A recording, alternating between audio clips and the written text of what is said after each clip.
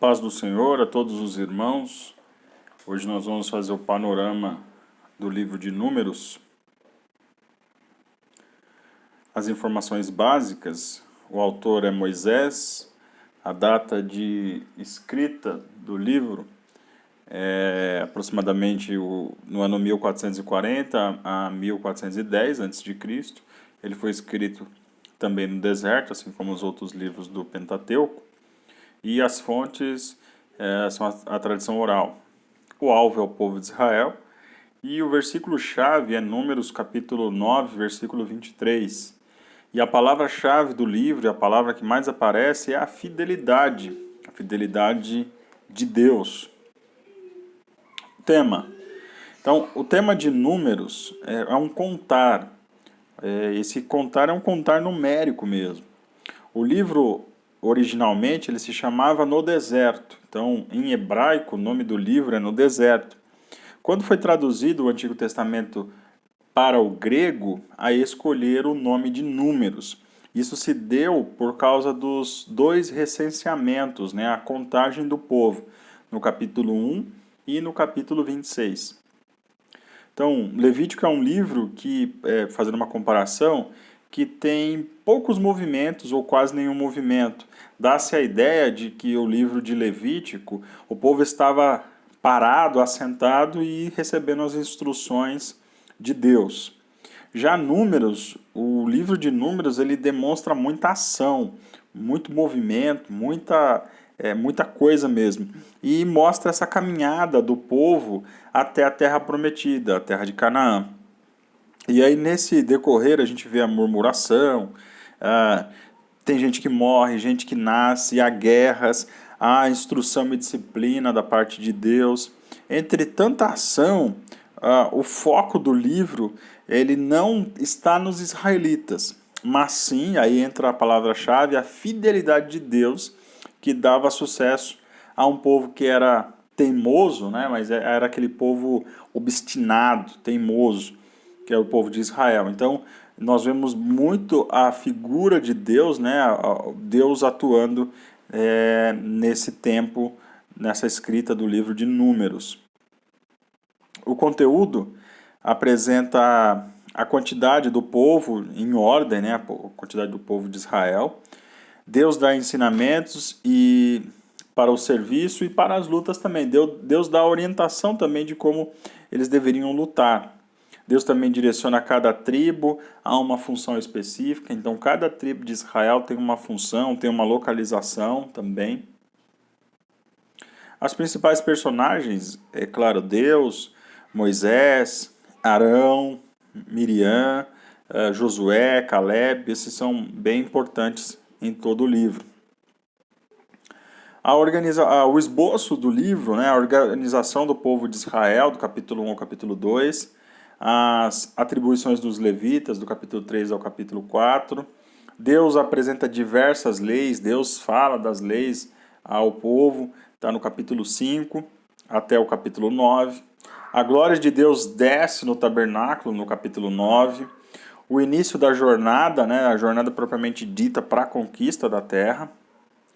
A murmuração do povo, no capítulo 11 e capítulo 12. Capítulo 13 e 14, a terra prometida, né, os primeiros indícios da terra prometida. No capítulo 15, Deus apresenta mais leis, Deus fala de mais leis ao povo. No capítulo 16 e 17, nós vemos a rebeldia do povo. Mesmo Deus fazendo tantos sinais, cuidando do povo, o povo ainda se rebelava contra Deus. Mais alguns ensinamentos no capítulo 18 e 19. Deus provê água e dá vitória no capítulo 20, do capítulo 20 até o capítulo 21. Balaão, no capítulo 22 ao capítulo 24, essa figura desse profeta tão diferente, é bem interessante a leitura desses desses três capítulos, melhor dizendo. A adoração aos falsos deuses, no capítulo 25.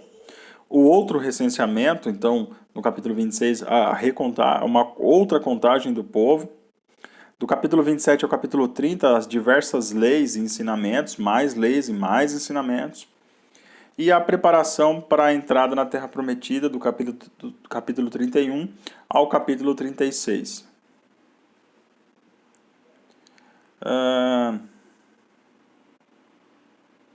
Os destaques, né? Então, há 2 blocos de textos que podem destacar neste livro, que são as murmurações de Israel e as pragas de Balaão. Então, o livro ele mostra esses 2 trechos, né, esses 2 blocos. E o que eles têm em comum nesses 2 trechos é a fidelidade de Deus. Que Deus preserva o povo, cumprindo a sua promessa a um povo que é murmurador. E disciplina esse povo e também dá livramento dos seus inimigos. Então, as murmurações. Então, no capítulo 11, a vida no deserto. Então, as murmurações, eles falam da saudade, da mordomia do Egito. Aí, os atos de Deus, a disciplina, o fogo, o suprimento também, como a carne, que eles desejam tanto comer carne. No capítulo 12, Moisés se casa, Arão e Miriam murmuram, e aí Deus vai lá e disciplina os 2. No capítulo 13, os espias olham a terra e aí eles vão murmurar de novo, né, dizendo que serão devorados, mas Deus pune a incredulidade e age de acordo com a fé dos que creram. Então, Caleb e Josué são os únicos que incentivam o povo, né, dizendo que Deus está com eles. No capítulo 14, a reação ao relato, né, eles dizem que era melhor ter morrido no Egito, a forma de murmuração. E aí Deus pune o povo e livra Josué e Caleb da insensatez dos incrédulos. Ou seja, esses 2 são os únicos dessa geração que vão entrar na Terra Prometida depois. No capítulo 16, a rebelião à liderança de Moisés e Arão. E aí a murmuração, quem são vocês, eles vão dizer, né, para colocarem acima de nós. Enfim, aí começa aquela discussão. E aí Deus pune os reclamadores com morte. Ainda nos destaques, as pragas de Balaão.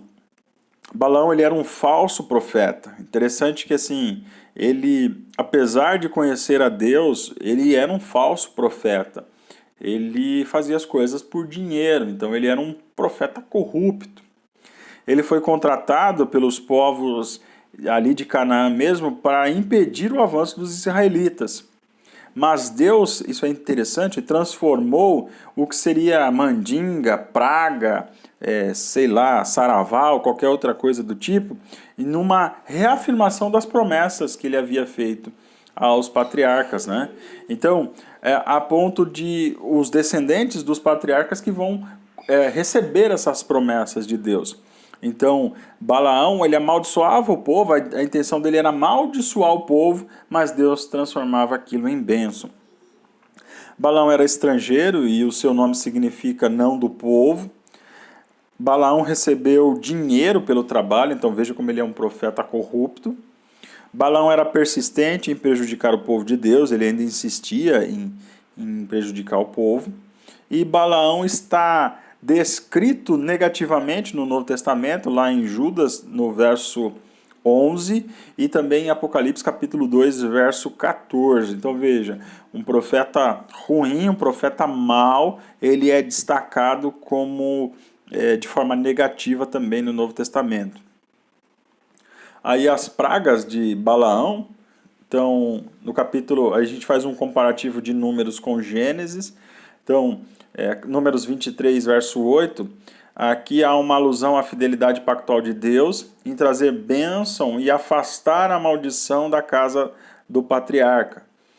No capítulo 23, ainda verso 10, a promessa da descendência tão numerosa é reafirmada aqui.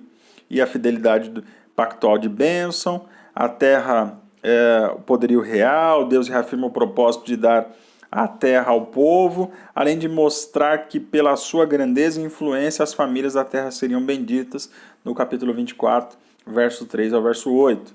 Ainda no capítulo 24, verso 9, a fidelidade pactual de bênção, né? E do capítulo 24, verso 17 ao 19, a alusão ao descendente, falando já do Messias, o veículo de bênção de Deus sobre todas as nações.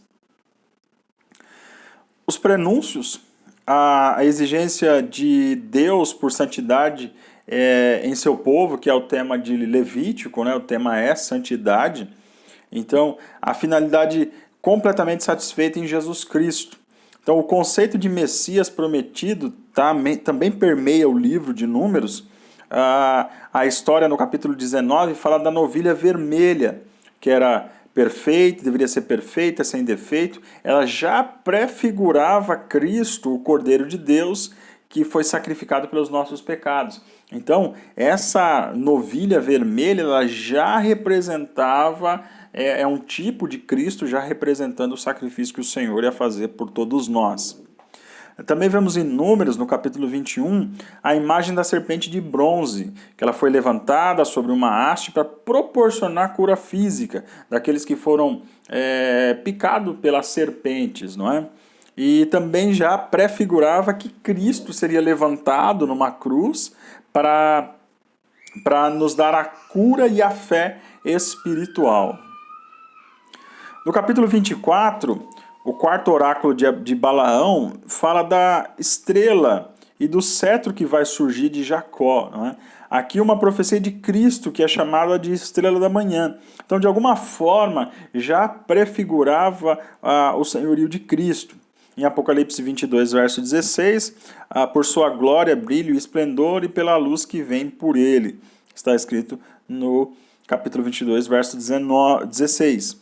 Ele também pode ser chamado de um cetro, que quer dizer que aquele que porta um cetro, que tem um cetro, é porque ele é rei, né? Então está relacionado com a sua realeza. Ele não só tem o nome de um rei, mas tem um reino, e reina com um cetro de graça, misericórdia e justiça. Curiosidades do livro de Números. Os censos do livro, eles serviam como propósitos militares, né? Então, por que se contava o povo? Para saber quantas pessoas, né, depois do relato do recenseamento, falava de qual era o número de homens que poderiam ir à guerra. O primeiro censo preparou o povo, então, para a viagem até Cades Barneia, e o segundo para a viagem até a Transjordânia, e já para entrar na Terra Prometida. Apenas homens com mais de 20 anos de idade eram contados no censo, então vale lembrar disso. Êxodo descreve a saída dos israelitas do Egito e Números narra a peregrinação deles no deserto até a preparação para a conquista da Terra Prometida. Que quem vai fazer isso, vai ser quem vai organizar e vai liderar todo esse povo é Josué. E Números, né, uma outra curiosidade, Números é o maior livro do Pentateuco. Então, de todos os 5 livros, o livro de Números é o maior. A bênção aarônica, né, no capítulo 6, versículo 22 ao 27, né, o que o Senhor te abençoe e te guarde, que é bem falada hoje, ainda hoje em cultos também, né? Claro que isso não é um mantra, nem palavras mágicas, né? Mas era uma forma de Deus abençoar o povo através dessa invocação dessas palavras e tudo mais, mas não tem nada místico com isso, né? As pessoas usam esse texto também para abençoar o povo numa despedida da igreja, também falando da bênção apostólica, né? Então aqui a bênção sacerdotal, mas também a bênção apostólica do Novo Testamento. E esse texto ele é muito citado, né? O mais citado pelos cultos judaicos. Doutrinas. Deus é o sustentador do seu povo, então a gente percebe no livro de Números que o povo é sustentado por Deus todo o tempo e o tempo todo. E mesmo apesar da desobediência e da murmuração, Deus sustentou os israelitas durante todo o tempo no deserto. Nunca lhes faltou nada, não faltou pão, não faltou roupas, não faltou nada. Deus sempre cuidou do povo. As bênçãos do Senhor sobre nós também é como fruto do nosso, não é fruto do nosso merecimento, mas sim da graça que Ele dispensa conforme a sabedoria perfeita. Então aqui já pensando numa aplicação. Deus chama a cada geração à consagração e ao serviço. Números é o paradigma de como o Senhor trata continuamente com o seu povo eleito. e de geração em geração preservando a sua fidelidade até concretizar da salvação no Novo Testamento. Então, Deus prepara tudo, Deus guarda o povo, Deus sustenta o povo. Então, o que nós vemos em Números muito é a fidelidade de Deus. E para concluirmos, Números nos ensina sobre as promessas de Deus e que mesmo que alguém possa amaldiçoar o povo de Deus, o Senhor transforma a bênção, a maldição em bênção. Então, tudo aquilo que pode vir contra o povo de Deus de maneira ruim, Deus transforma em coisas boas. E o livro permeia toda a fidelidade de Deus. Então, Deus é fiel a Ele, propriamente dito, e também fiel às suas promessas. Que Deus nos abençoe, meus irmãos. Boa leitura do livro de Números, que possamos crescer mais no conhecimento do nosso Senhor e também da sua palavra, em nome de Jesus.